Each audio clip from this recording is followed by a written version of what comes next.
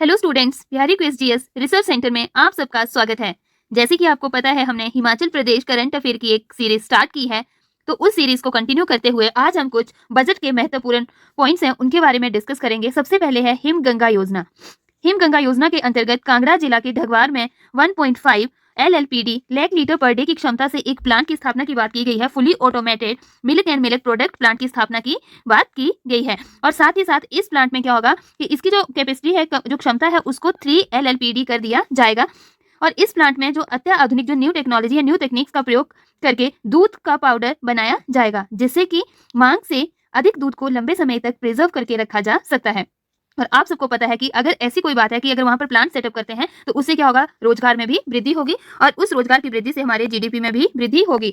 Next है कि आप सबको ये भी पता होगा कि दूध से हम क्या क्या बना सकते हैं, जैसे कि दही, खोया, घी, आइसक्रीम या अन्य कुछ उत्पाद तैयार किए जा सकते हैं। और साथ ही साथ इसका जो प्रयोग है वो मिठाइयों के लिए भी किया जाता है। नेक्स्ट है कि दत्तनगर, जो कि कहाँ पर है, शिमला में है, वहां पर भी इस तरह के प्लांट के सेटअप की बात की गई है। Shimla Dattnagar milk processing plant में 50,000 LPD की क्षमता का एक और संयंत्र वहां पर क्या किया जाएगा, स्थापित किया जाएगा। नेक्स्ट है ऊना और हमीरपुर में भी इस तरह का मिल्क प्रोसेसिंग प्लांट की स्थापना की बात की गई है। और इससे क्या होगा, साथ ही जो स्थानीय युवा है वहां के और किसानों को कलेक्शन सेंटर से मिल्क प्रोसेसिंग प्लांट तक दूध ले जाने के लिए 50% उपादान मीन्स 50% की जो सब्सिडी है वो मिलेगी और 200 रेफ्रिजरेटर मिल्क वैन उपलब्ध करवाई जाएगी। अगर वहां पर कोई युवा है जो वहां पर काम करना चाहता है, रोजगार में आना चाहता है, तो उसको क्या है 50% की जो राशि मिले, 50% की एक सब्सिडी टाइप मिलेगी और जिससे वो उसमें काम कर सकता है। तो हमें क्या क्या याद रखना है इधर से कि जो एक इस योजना के अंतर्गत हमें क्या क्या, हिमगंगा योजना के अंतर्गत हमें कौन कौन सी चीजें याद रखनी है। सबसे पहले कहाँ पर है ये, कांगड़ा के ढगवार की बात की गई है, कांगड़ा के ढगवार। एक है हमारा शिमला, शिमला के कहाँ के, दत्तनगर की बात की गई है। और साथ ही साथ हमीरपुर और ऊना में भी इस तरह के क्या किया है, प्लांट लगाने की बात की गई है, ऊना और हमीरपुर में। और जो कांगड़ा का जो ढगवार वाला प्लांट है उसमें क्या बोला है कि इसको कैपेसिटी बढ़ा देनी है, इसकी अब कितनी हो जाएगी, 3 LLPD की बात की गई है। और इससे क्या होगा कि लोग जो हमारे रोजगार मिलेगा लोगों को।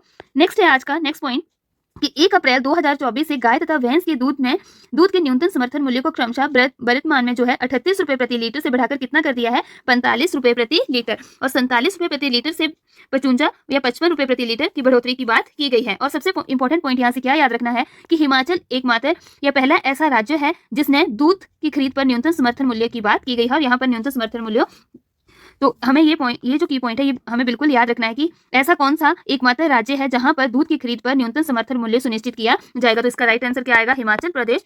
नेक्स्ट है कि हिमाचल प्रदेश में जो प्रत्यक्ष या प्रत्यक्ष रूप से कितने जो लोग हैं वो, ये कितने प्रतिशत जनसंख्या जो है वो कृषि पर निर्भर, तो कितनी है, 69%।